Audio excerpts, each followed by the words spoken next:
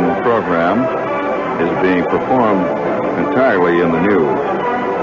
Several complaints from the Women's Lib organization have reached the ears of the management, requiring at least 30% of our programs to be done in the total nude. We are complying with that tonight. I was out in Alburquerque the other day. One day.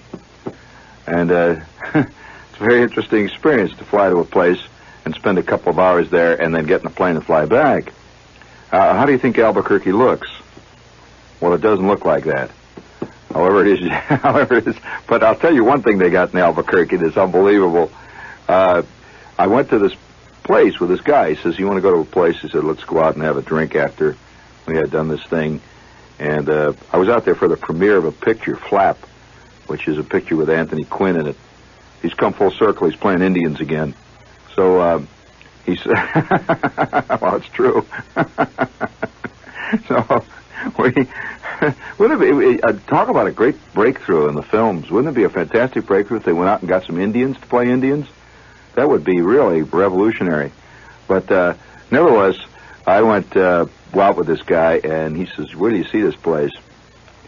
And we went a couple down, a couple side streets, and it's you see, this is very high altitude there. It's about 8,000 feet, 7,000 feet, something like that. So it's a crisp, cool night. You can see stars arching overhead. I'm in the trackless western plains, and way off in the distance, you can see just a vague, shining outline under the moon of this mountain range. We're near old Santa Fe, and I said, "Gee, this is the real West. This is where it really is."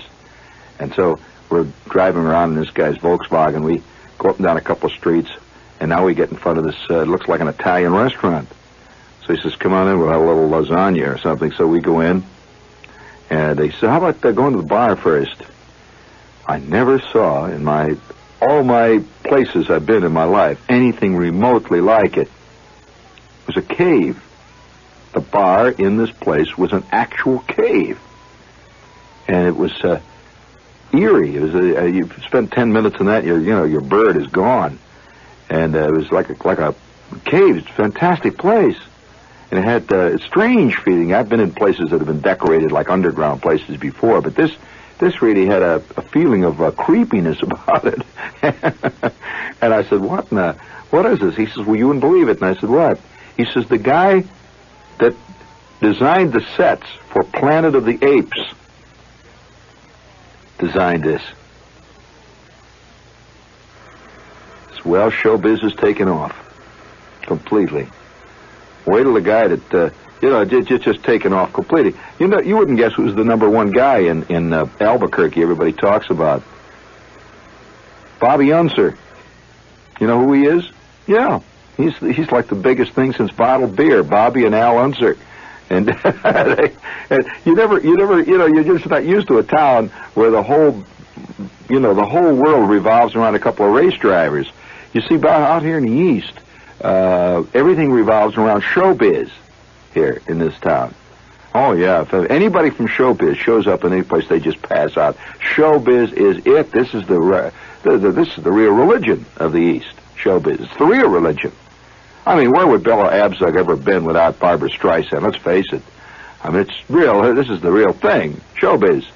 And any candidate worthy of salt has got to have at least 3 actors running interference for him. You got to get Paul Newman to give a talk for you, Not that Paul Newman knows anything about economics or social science. That's all right. Showbiz, if it's a religion, it's like in the old days. I mean, in the really old days, it used to be that the church would endorse a candidate. Did you know that? That the cardinal would endorse a candidate. Did you ever see The Last Hurrah? Well, that's about that, really. And if you see The Last Hurrah, you see the old early 20th century, late 19th century candidates would always try to get on the good side of the local clergy. And so if the Reverend Whipple gets up and in his pulpit, and he says, I see you sinners out there backsliding. You're about to vote for big Iron Mike Wisniewski. I say to you, if you want to go to heaven, You vote for my friend, Charles W. Whipple. Yes, he will be an alderman. Well, of course, this did it. That was the end of the ball game for Wisniewski. He couldn't make it. And that was the way it was in the early days, back in the 19th century and early 20th century. But now, today, can you imagine the excitement in the smoke-filled room, see? These three guys, five guys are sitting around. They got pastrami sandwiches, and they're wearing those hats. They always were in smoke-filled rooms. They got the cigars going. Give me a little of that mysterious music, Tony, a little of that, see? It's a dramatic moment in American democratic history. The moment when a candidate emerges as a genuine threat. And they're sitting around here, see, the smoke-filled room. It's the Fleabag Arms, a little hotel on the west side. The smoke swirls around. And the head man of this committee, the Citizens Committee for the election of the concerned candidate, Fred W. Clobberman, a man of action. Old Fred Clobberman, of course, he's got his fingers in many pies.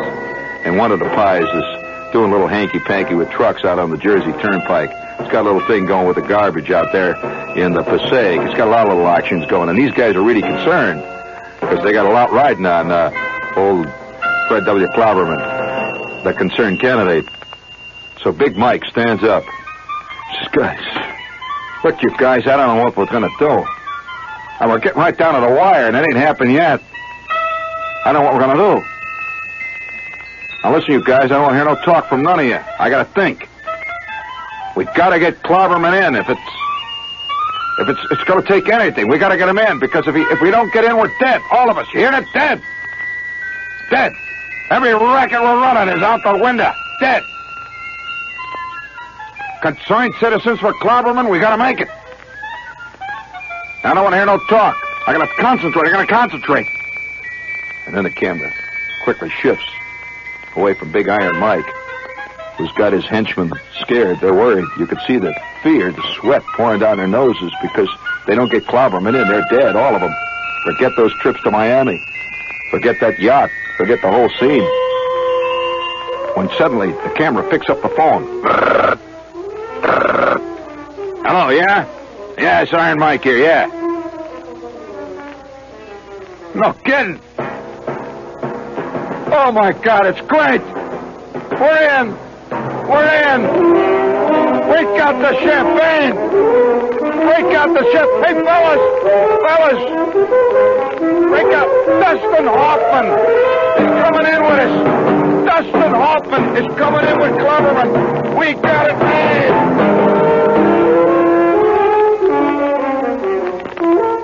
Yes, they have gotten the papal blessing. And, oh, yeah, that was kind of a nice little drama, wasn't it? It's an exciting little thing, you know. Oh, yeah. Speaking of dramas and speaking of the church, did you see a little note about England? You should know about this. It's happening all over, you know. Everywhere the churches are re-examining their positions.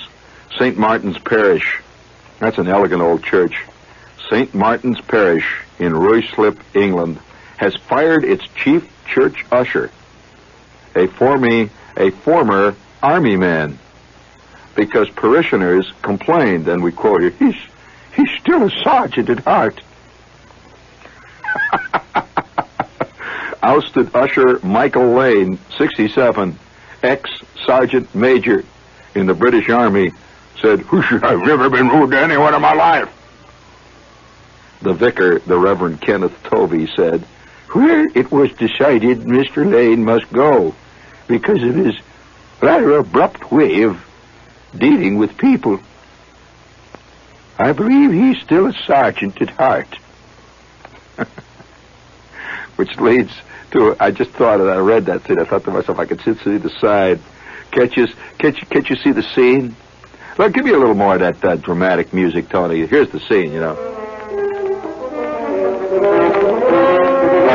The time is now 10:15, 35 minutes before the first service at St. Martin's, a tiny parish in an elegant section of Old England. gray light filters in through the ancient stained glass windows that are reputedly of early medieval design.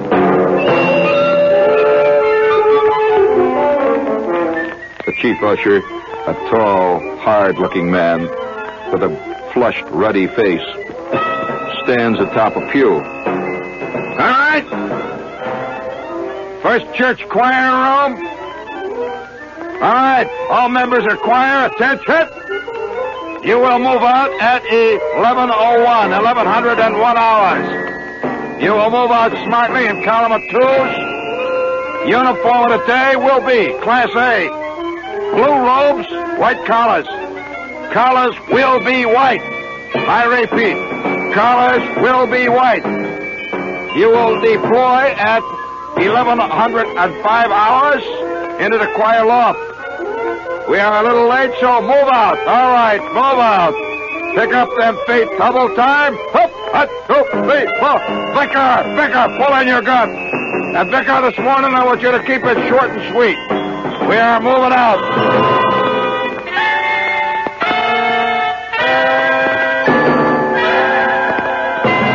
10 minutes later, I can see him with the people lined up outside the church, see? They're all coming in.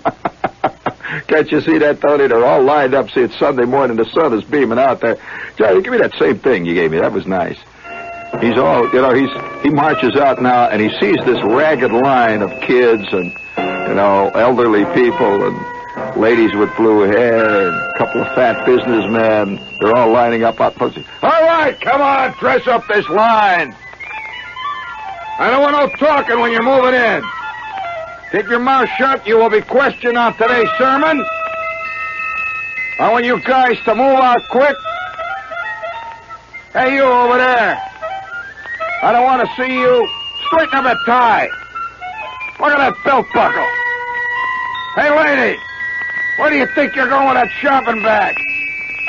You will leave your shopping bags in the supply room, and you will move on a double. Now, let's move it up. Let's move it up. Now, come on, move that line. Let's go, you guys. I kind of like that. That's actually, this is WOR New York, speaking of oppression. Oh, the night falls softly, and the grass is deep and green, and rolling on like velvet beneath the trees. Springtime, it happens every Salem. Springtime, it happens every Salem. Natural menthol, not the artificial kind. That's why Salem tastes springtime soft, springtime fresh. It's only natural.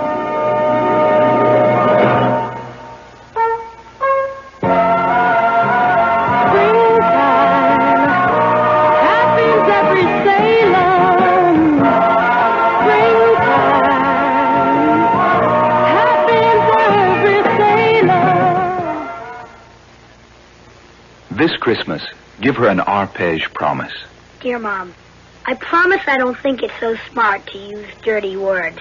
Just write a promise on a card and wrap it up with a gift of Arpège. Arpège and promises go together.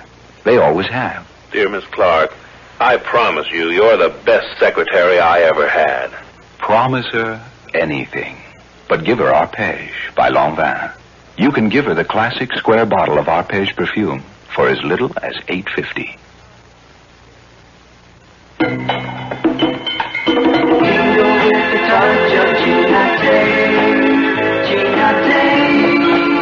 This year, give her a tingling Christmas of Jean Naté, a spray of Naté, the spray bath cologne, the friction pull of bath, or the fabulous new bucket of Naté.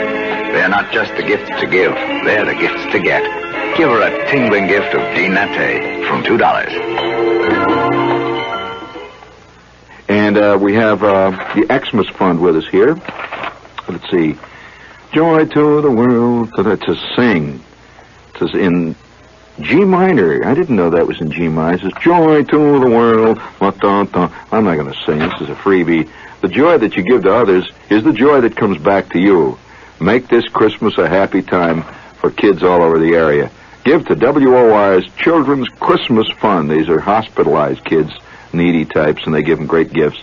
And if you'd like to send in $1 or $1 or a nickel or a dime or whatever it is, Box 710, Times Square Station, New York. Right?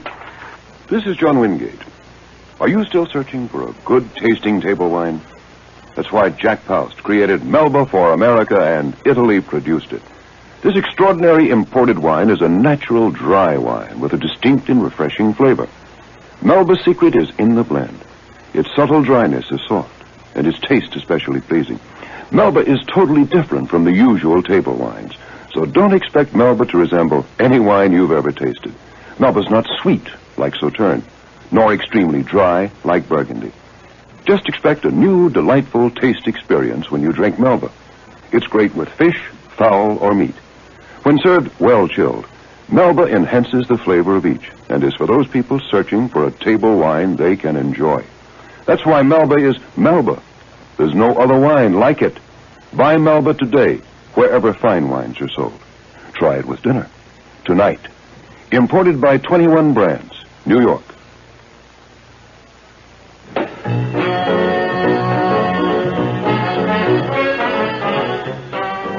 Edited for television. What happens to all the sex and violence between the movie theater and the television set? The current issue of TV Guide magazine interviews one of the men who edits movies for television. The same issue previews Ed Sullivan's Christmas special with Art Carney and the Muppets, talks to Jackie Gleason about his forced retirement, reviews Lord Kenneth Clark's Public Broadcasting Service's 13-week series, Civilization, and interviews Nancy's Celeste Holm. Just part of TV Guide's in-depth coverage of the people who make television work this week, every week. TV Guide, New York's biggest-selling weekly magazine, America's biggest-selling weekly magazine. TV Guide, on sale everywhere. I know. I'm going to confess a terrible thing to you that you may not know. That the last year I was in the Army, or at least one part of the time I was in the Army, I was a duty corporal. That strikes fear into the heart. Now, anybody who's ever seen me on the stage knows that there's a lot of the duty corporal still in me. I mean, there's one thing that duty corporals don't have, and that's stage fright. They do not have trouble speaking in public. I've never known a duty corporal or a first sergeant who was shy. They just don't go together. That's like knowing a nervous tiger. No, it just doesn't work. And I remember the first day, how this came about. It doesn't even affect you really, or the story. But how I got to be a duty corporal is one of those strange things that happen to you. One day, I'm fooling around the company area, and I have just made corporal. And that was after, I'd risen rapidly up the chain of command. It took me, maybe 3 years, something like that. 2.5. I finally got that stripe. And so I'm walking around the company area one day, and I walk past the orderly room. This is how simple it was. I walked past the orderly room, and Kowalski's sitting there. And he's the first sergeant. Now, if you don't know what the orderly room is, I'll have to explain that to you. That's the company office. It's where all the bad stuff happens. It's where it comes out. When you're called to the orderly room, there's a little flame of fear goes through your gut that's just there. That doesn't make any difference how hip you are. When the PA system in the barracks says, man, you worry. So I'm just walking past the orderly room, and it's about 4 o'clock in the afternoon. This is how your whole career can change just by accident. Had I been down at the PX then, it wouldn't have happened. I'd had a different personality. Have you ever wondered why Shepard's so arrogant? You ever wondered? You ever wondered about that? Have you ever wondered, Tony? Well, you've noticed it, haven't you? Okay. That's right. You wouldn't believe what I was like before this incident. I was a simple, sweet person. I never spoke in a loud voice. I rarely spoke unless I was spoken to. I would never, ever, for heaven's sakes, would I ever, never, I never deigned to give anyone advice on anything. Never. And I was very quiet. As a matter of fact, I was a foot and a half shorter even. Yes, I'll do that to you. And I was a very, very quiet little fellow, and I had gotten, by dint of pure seniority and compassion, and I think a mess up in the battalion records, I'd been made a corporal. And I wasn't going to say anything about it. And I wasn't a duty corporal, I was just corporal. See, corporal, that's all. No particular duties, just a corporal. And I was in this radar company, and I got the stripe. And so I quietly put it on. And I was very careful about wearing my stripes when I was around officers or even high non-coms, because they might discover their mistake. You see, I didn't, some guys, so I'm walking past the orderly room on this disastrous day. It was a quiet afternoon. And Kowalski is in there at his desk, and he could look out through the screen door, and he could see the company street. He always liked to keep an eye on the troops, and he's sitting in there. Now, generally, I used to make a big detour around the back of the orderly room so I wouldn't have to walk past the door. And, this particular day, I figured I was safe, so I'm walking down the middle of the company street, casually moseying on down towards the supply room, see if I could steal a field jacket or something. So I'm walking on past this orderly room.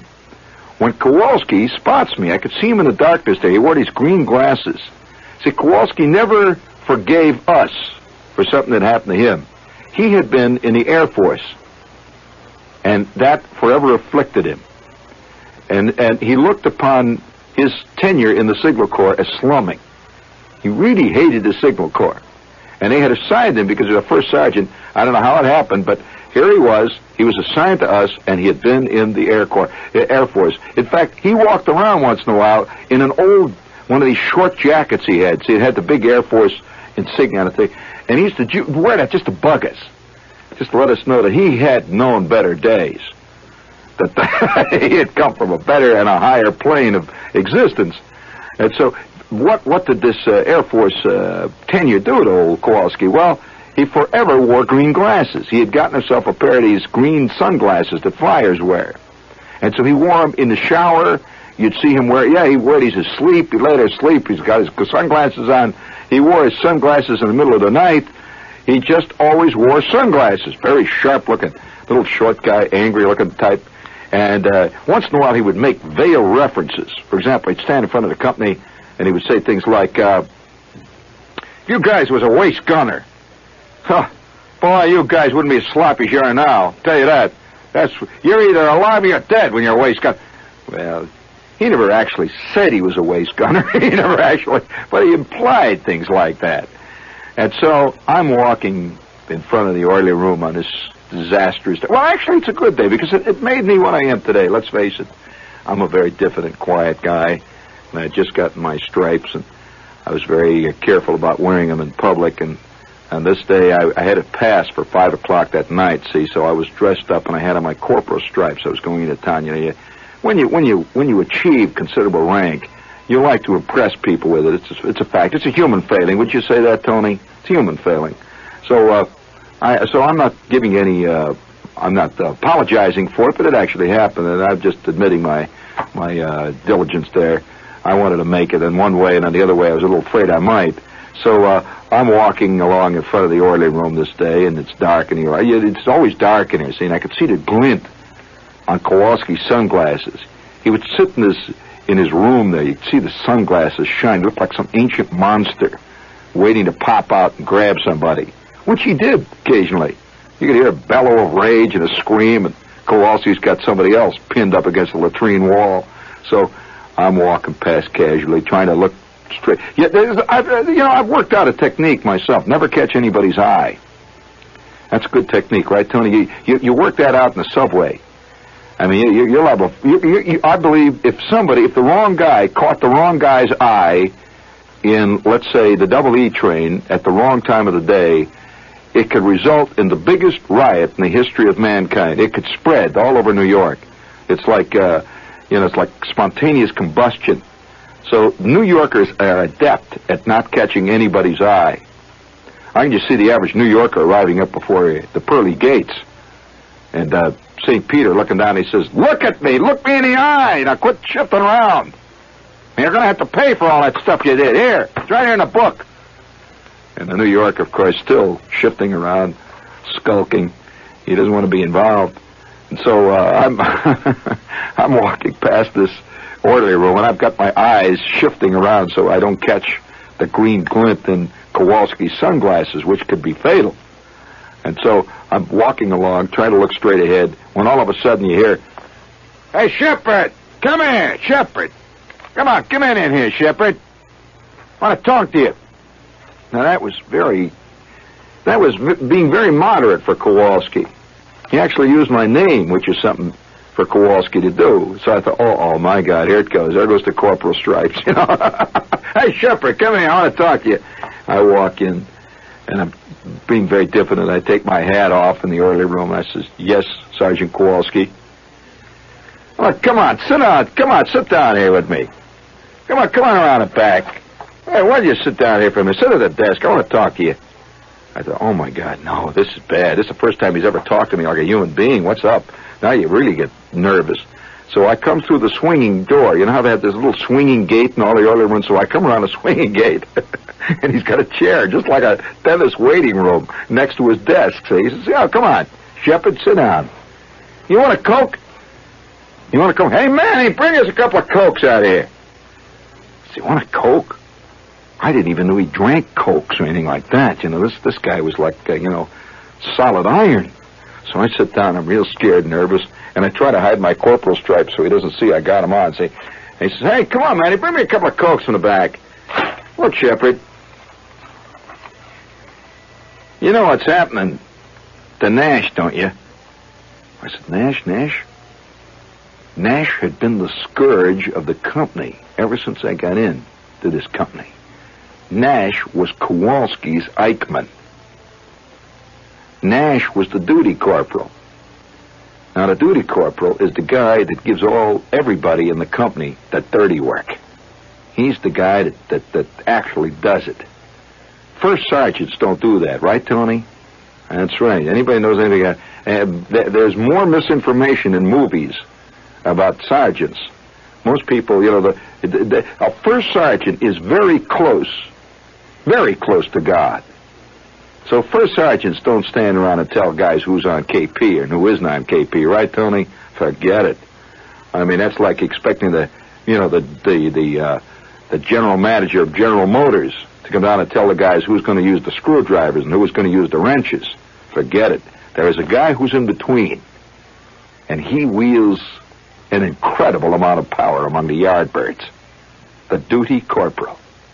Well, that's who Nash was. Nash, this short, red-headed guy from Anniston, Alabama. Nash was like a rock. And I remember Nash used to say all the time, on the ball, come on, on the ball, come on, straighten up, let's go, on the ball, let's go, you guys, come on, drop them socks, let's get going, come on. And that was the way old Nash was all the time. I tell you, he kept us going.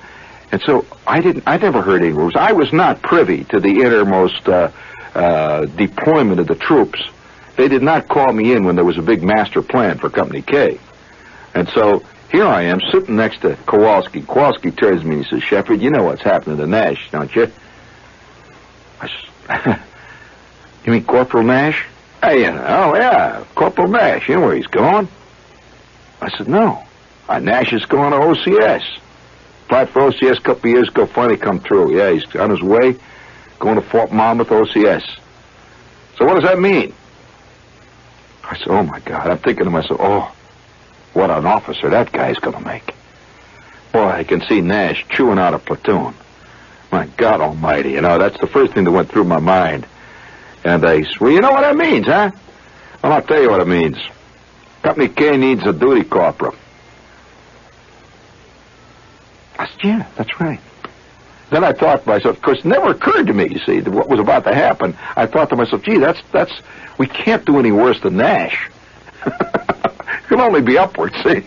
So I says, well, yeah, that's true, Sergeant Kowalski. I suppose that's true. I hope we get a, kind of a nice guy. Everybody, don't misunderstand me, Mr. Sergeant Kowalski. Everybody likes Corporal Nash. Yes, everybody certainly likes Corporal. We're going to be sorry to see Corporal Nash go. I just hope we get the guy as good as Corporal Nash. And he's sitting there sucking away at his Coke and smoking his cigar. You ever seen a guy smoke a cigar and drink a Coke simultaneously? This is what Kowalski could do. He's sucking a Coke, smoking a cigar, and he says, that's what I want to talk to you about, Shepard. You just made corporal. Seen it on the orders. Come from battalion. And as you know, we're under strength in the corporals. We only got one other corporal on the roster now, and he's a T5. He's in the antenna tuning system there over at Oswald T. Edwards, right? T5 Edwards. You're full corporal, Shepard. I've been thinking. I was just talking to Lieutenant Cherry, and the two of us decided that we're going to give you Duty Corporal. How does that grab you? How does that grab me? It never occurred to me. Just never occurred to me. There are certain guys... Well, you know the old situation. There are guys who do the ordering, and then there's the guys that get ordered, right? Well, you generally think of yourself in one or the other category, always. You think of yourself as doing the ordering or being ordered. You hardly ever cross the line. Well, all of my life, guys have been yipping and yelling and biting at my bottom, and tell me where to go, what to pick up, when to do it, what to wear, what not to wear, when to get in out of the rain, when to go out in the rain, when to dig a hole, when not to dig a hole, when to do very private things, when not to do them. So I'm sitting there. You can give me a crack at what? It hit me first. Duty Corporal. I think you make pretty good Duty Corporal. I'll tell you, I'm going to give you some tips. All right, he said, let's give you a whirl at it tomorrow. Now, I'll tell you what you do. When you walk out in front of a platoon, when you're you're going to give them the... So I'll tell you what I do. Every morning, when I come, you've seen every morning I used to hand that clipboard to Nash? I said, yes. So, well, it's on that clipboard. It got I work out all the duties for the next day, and all he does is decide who's going to do them. That's all. I write down the stuff that's got to be done. Like I say, clean out train. We got 6 guys for KP the next day. He's got the KP detail. He's got to decide who's going to, like, for example, if somebody's going to have to paint the steps on the oiler room, we got to have to decide who's going to do that, clean the grease trap, all that stuff. The job that Nash does is to make sure them guys do it. That's all. He don't have to do it. You know that Nash never washes no latrine or nothing like that. What he does is decide who's going to do it. Now, that takes a man with decision. That takes a guy who has the ability to command men, right? He has ability to make them guys do the work. That's all. That's all you got to do. And so what does that mean? You got to be strong, Shepard, strong. You had to have strength. Strength.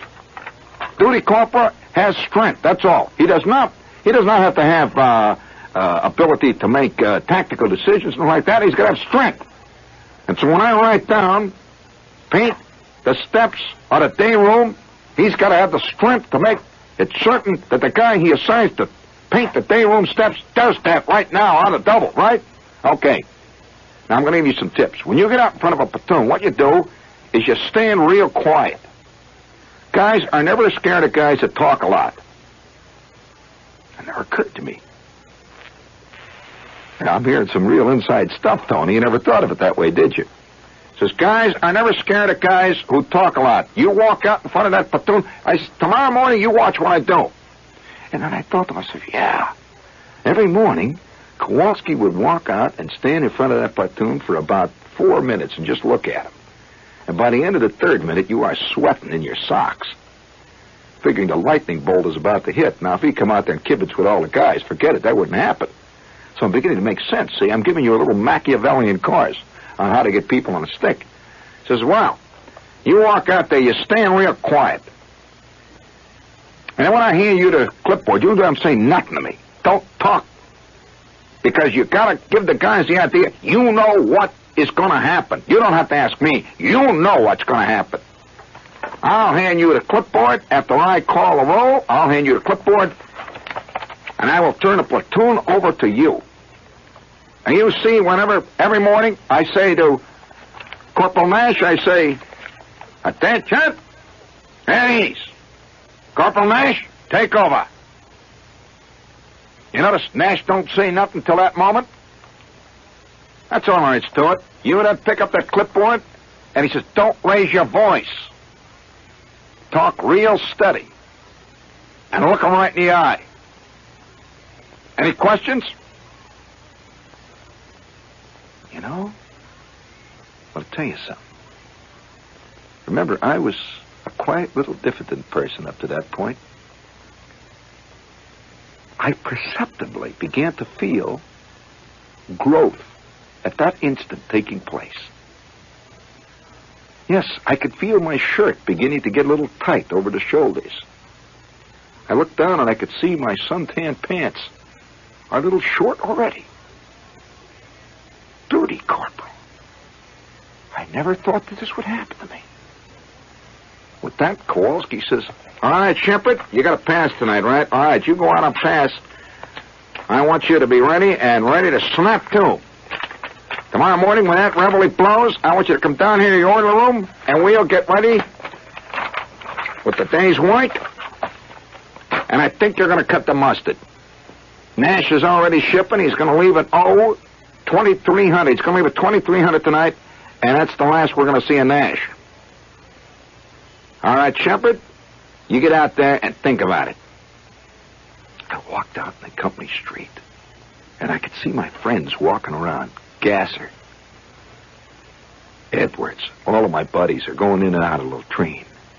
Little did they know what was about to happen, and I wasn't going to tell them. I go into town, I hang around the USO, knock down a few tuna salad sandwiches, eat a couple of donuts, drink some coffee, pinch this chick, play a couple of games of ping pong. And already I was beginning to feel that gulf that separates command from the trooping.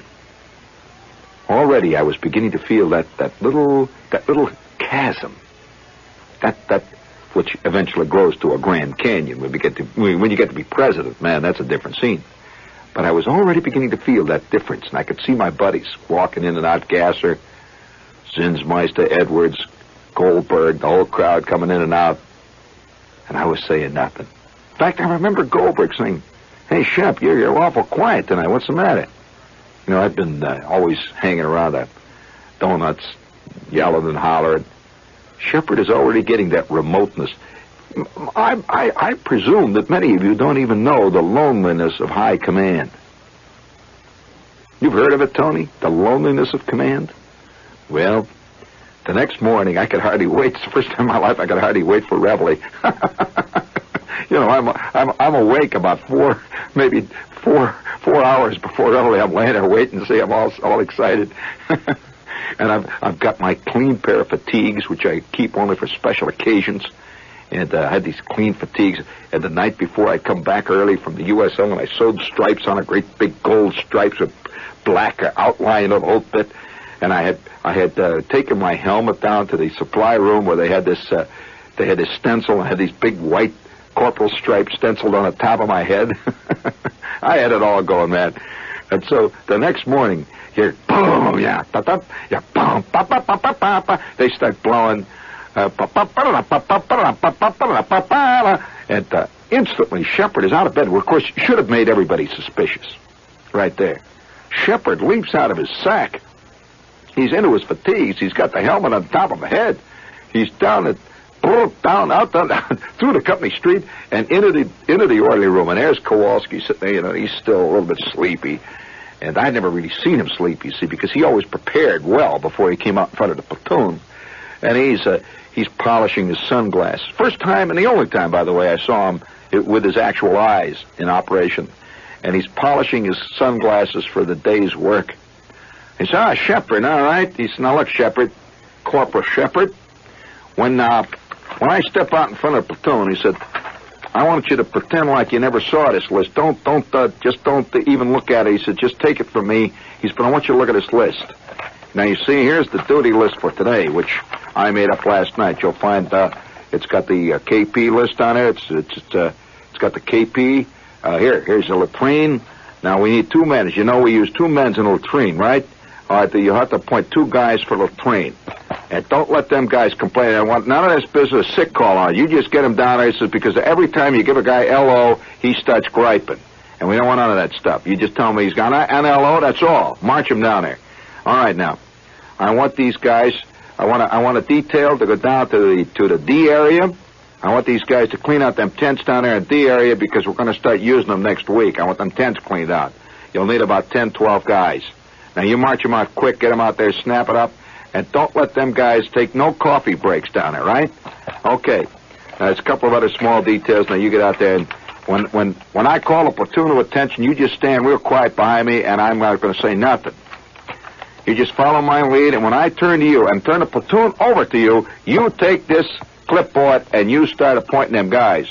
I will come back into the orderly room, see? You don't stay out on stage too long. I come back to the orderly room. You get them guys set with the details, give them a 5-minute break to go get their uniforms straightened out, get their all stuff all ready, and then call them back into the company area in 5 minutes. You come back into the orderly room and we'll talk it over. See how you're done. Well, remember, none of my friends know this. None of my friends, Gasser, Edwards, none of those guys. And so I'm hiding in the orderly room, and I could hear the guys forming up out there for the usual roll call. The whistles are blowing, you know. They got guys out there blowing whistles, and I could see them. It's in the half light. It's still just a little past dawn. Kowalski walks out of the order and says, okay, follow me. And he walks out. He's sharp. He's got this hat on. And I'm about 10 steps behind him. And I've got my helmet with the big white thing, see? Big white stripes. He walks out to the platoon. He says, all right, you guys. Attention. Eddie's. Answer when your name is called. And he starts with our roll call, which were Abel Baker, Murphy, Charlie, Rada. And everybody goes, yo, yo, yo, yo. Abel Baker, yo, yo. Charlie Zunfly, whoa, whoa. And I'm standing behind him about 10 paces. There was a brief pause after the reading of the roll, and Kowalski did this. Platoon, attention. Corporal Nash has been assigned to OCS as of 0800. Your duty corporal will be Corporal Shepard 160989446. You will obey everything that Corporal Shepard assigned you to do. Remember, Corporal Shepard represents the orderly room. Any of you got any questions? Come in and talk to me about it. Platoon at ease. All right, Shepard, take over. I took that clipboard in my hand. I looked over the platoon. I thought of his instructions, don't say nothing, and I stood there silently looking down at the clipboard, and I could see a sudden look of fear in Gasser's eyes. Zinsmeister had shrunken 1.5 feet. Corporal Roswell T. Edwards was a pool of sweat. And it was then that the new Shepard began.